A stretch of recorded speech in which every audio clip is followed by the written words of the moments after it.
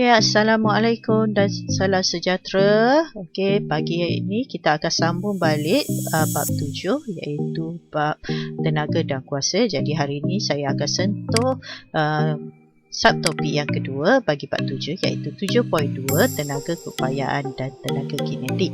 Jadi untuk rujukan bersama dalam buku teks awak subtopik ini bermula pada muka surat 216.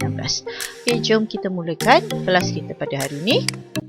Okey, untuk bab 7 seperti minggu lepas saya dah beritahu bab 7 ada 3 subtopik iaitu 7.1 kerja tenaga dan kuasa. Minggu lepas saya dah sentuh 7.2 tenaga keupayaan dan tenaga kinetik, dan 7.3 prinsip keabadian tenaga. Jadi untuk hari ini saya akan sentuh 7.2 iaitu tenaga keupayaan dan tenaga kinetik. Bagi hasil pembelajaran bagi 7.2 tenaga keupayaan dan tenaga kinetik, kita ada 3 hasil pembelajaran iaitu yang pertama, menerangkan dengan contoh tenaga keupayaan graviti dan menyelesaikan masalah dalam kehidupan harian. Yang kedua, mengirakan tenaga keupayaan kenyal dalam kehidupan harian. Dan yang ketiga, menjelaskan dengan contoh tenaga kinetik dalam kehidupan harian. Jadi untuk hari ini saya akan sentuh 2 dahulu hasil pembelajaran iaitu yang pertama dan yang kedua. Okey, jom kita teruskan. Okey, yang pertama adalah tenaga keupayaan graviti. Jom sama-sama kita tengok apa dia tenaga keupayaan graviti. Tenaga keupayaan graviti adalah tenaga yang disimpan oleh objek disebabkan oleh ketinggiannya dari permukaan bumi. Jadi kata kunci kat sini adalah ketinggiannya. Okey, tenaga yang disimpan bergantung kepada ketinggiannya dari permukaan bumi. Jadi formula untuk tenaga keupayaan graviti adalah mgh, iaitu M mewakili jisim, G pecutan graviti dan H tinggi. Dan unit SI bagi tenaga keupayaan graviti adalah J, Joule. Dan saya ulang balik, mgh. Kena ingat senang saja, mgh iaitu tenaga keupayaan graviti. Okey, kita teruskan lagi. Okey, tenaga keupayaan graviti, kita boleh tentukan ataupun dia bergantung kepada dua iaitu jisim M dan juga H ketinggian. Okey, kenapa kita tak sentuh G? G adalah nilai tetap yang mana ada dalam buku teks awak, dia dah bagi nilai bagi pecutan graviti berapa, iaitu 10 Newton kg negatif 1 ke atas tu. Okey, itu adalah G. G adalah tetap. Jadi untuk pengiraan apa yang boleh diubah-ubah adalah berdasarkan situasi pada ketinggian dan juga jisim. Okey, semakin besar jisim, semakin besar tenaga keupayaan, dan semakin tinggi objek, semakin besar tenaga keupayaan. Ini kita boleh buat kesimpulan kenapa, sebab tenaga keupayaan sama dengan mgh yang mana ia adalah berkadar terus. mgh maksudnya kita tak ada bahagi dia. Jadi dia M darab G darab H. Jadi bila besar jisim, tenaga keupayaan graviti akan besar. Tinggi objek bertambah juga akan mempengaruhi tenaga keupayaan graviti. Jumlah dia akan juga jadi besar. Okey, so kita tengok faktor yang pertama tadi, iaitu ketinggian. Okey, yang mana kalau ada soalan ataupun ada permasalahan, kita tengok macam mana kita katakan tadi ketinggian dan juga jisim tadi mempengaruhi jumlah tenaga keupayaan graviti. Contoh untuk soalan ini, kita akan ubah pada nilai ketinggian, tetapi kita tengok kita tetapkan jisim iaitu pada 50 kg. Okey, ini adalah situasi yang pertama, iaitu ada seorang perempuan duduk di atas tiang yang tingginya 5 meter. Seorang lagi perempuan yang sama duduk di atas tiang yang tingginya 2 meter. Tiang atau tembok lah 2 meter. Tetapi jisim perempuan ini adalah sama 50 kg. Jadi saya dah kata tadi, kalau ketinggiannya tinggi, maksudnya nilainya lebih besar, jadi tenaga keupayaan gravitinya akan menjadi lebih besar. So kita tengok pengiraan.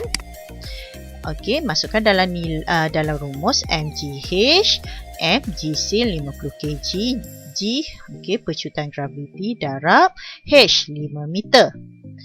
Awak akan dapat bersamaan dengan 2500 joule. Yang kedua, jisim masih sama 50 kg, pecutan sama, darab 2 meter. Sebab apa? Kita uji kepada ketinggian. So, awak akan dapat tenaga keupayaan graviti adalah 100 joule.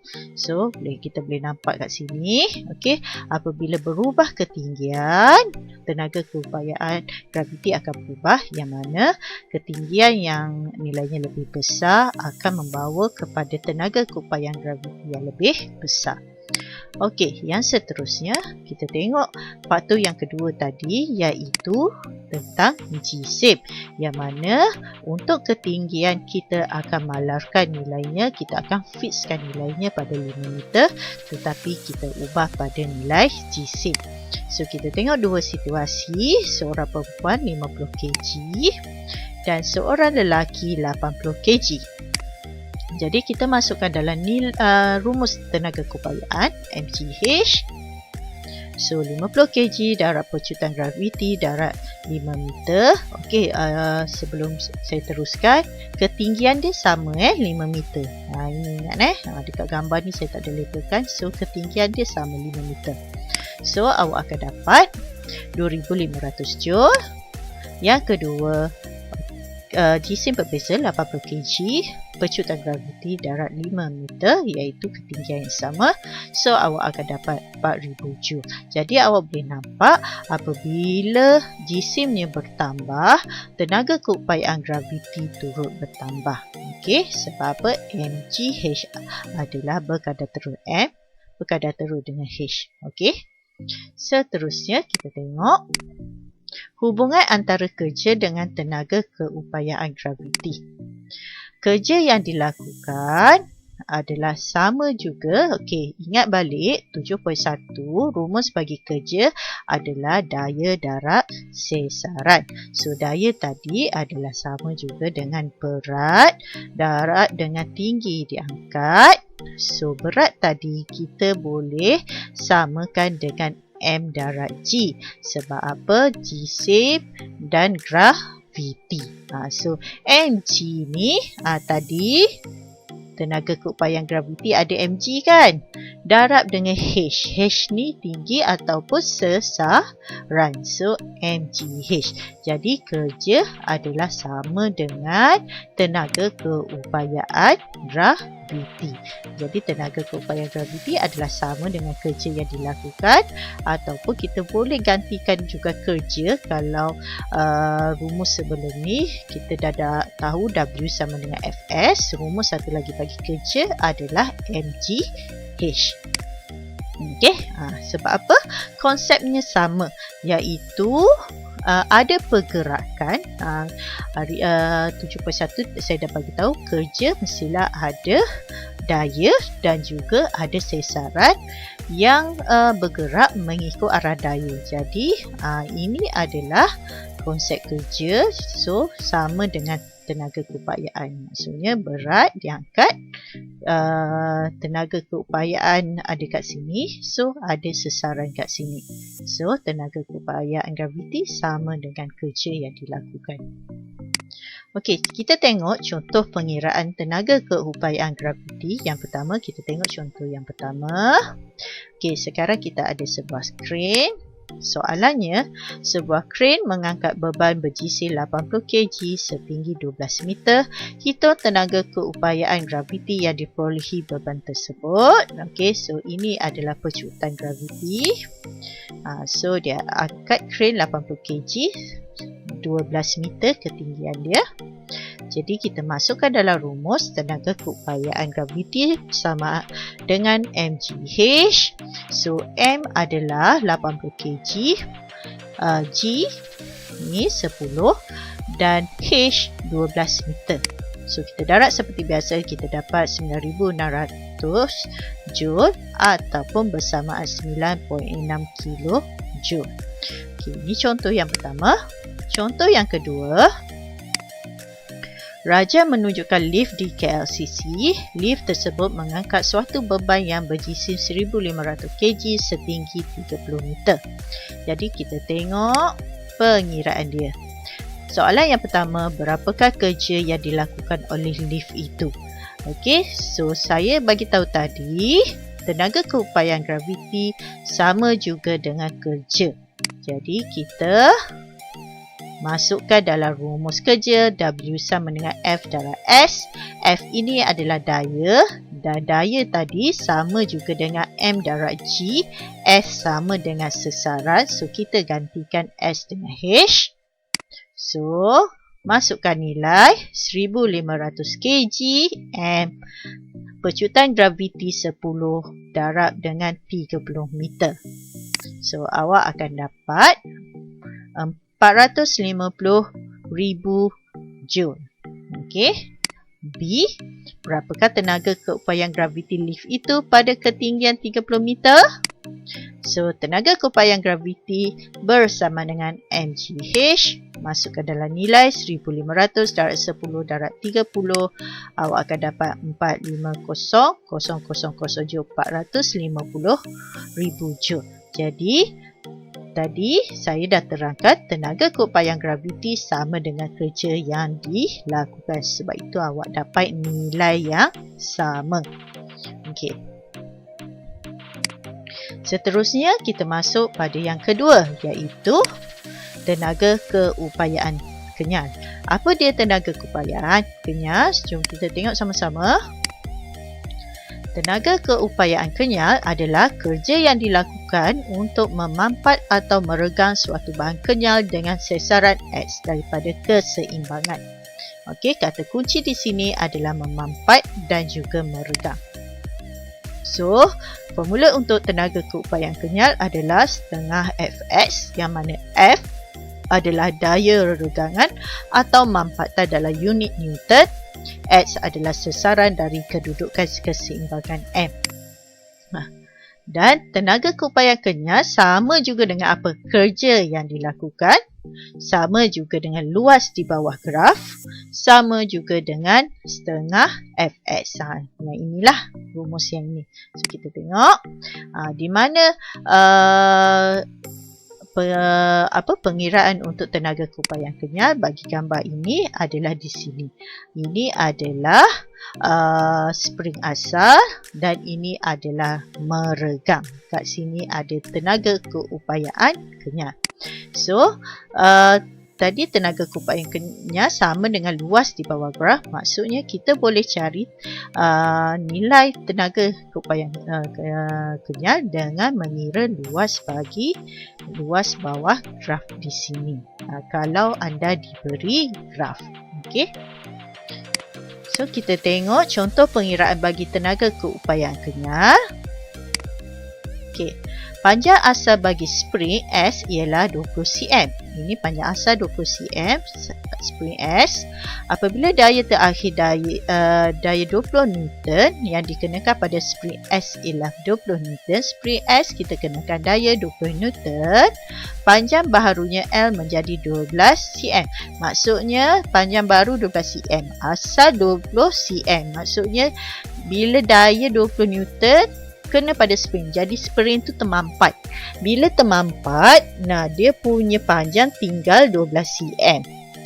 Hitung tenaga keupayaan kenyal yang dipunyai oleh spring S yang termampat itu. So, mula-mula untuk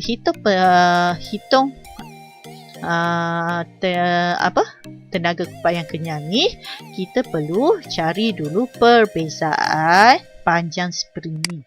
Okey, so jarak mampatan X sama dengan panjang asal tolak panjang baru, iaitu 20 cm tolak 12 cm. So awak akan dapat 8 cm. Maksudnya jarak mampatan tadi adalah 8 cm. Dan ingat sebab dia dalam unit meter, so perlu tukarkan cm kepada meter, iaitu 0.08 meter. Jadi untuk tenaga keupayaan kenyal, kita masukkan dalam rumus setengah Fx So setengah darab F adalah daya 20 Newton dan X jarak mampatan tadi 0.08 meter. Jadi dapat tenaga keupayaan kenyal 0.8 Joule. Okey, contoh yang kedua. Contoh pengiraan bagi tenaga keupayaan kenyal yang kedua. Okey, contoh ini gambar rajahnya. Hitung tenaga keupayaan kenyal bagi spring. Jadi sebab tadi yang sebelum contoh yang pertama, spring tadi dimampat. Sekarang ada pemberat digantung pada spring, jadi dia akan meregang. Jadi jarak regangan sama dengan panjang baharu tolak panjang asal. Jadi panjang baharu adalah 9 cm tolak dengan panjang asal. Awak akan dapat jarak regangan adalah 4 cm. So kita tukar pada meter 0.04 meter. Jadi kita masukkan dalam rumus tenaga keupayaan kenyal sama dengan setengah Fx. Jadi setengah darab 2 Newton. Pastikan daya adalah dalam Newton. Jadi awak perlu tukarkan 200 gram kepada nilai Newton. Macam mana nak tukar? Ingat balik 7.1 1 kg bersamaan dengan 10 Newton. Jadi awak kena tukarlah 200 gram tu kepada nilai Newton. Kena buat conteng-conteng sikit. Okey, darab dengan 0.04 sama dengan 0.04 Joule. So, mudah sahaja pengiraan bagi tenaga keupayaan kenyal dan juga tenaga keupayaan graviti. Okey, jadi sekian untuk hari ini. Terima kasih. Saya harap anda faham 7.2. Jadi 7.2 bagi tenaga keupayaan iaitu tenaga keupayaan graviti, jadi juga tenaga keupayaan kenyal. Dan untuk kelas seterusnya kita akan masuk kepada tenaga kinetik. Jadi untuk tugasan hari ini seperti biasa ada pada description video pada hari ini. Okey, assalamualaikum dan salam sejahtera. Terima kasih semua. Bye bye.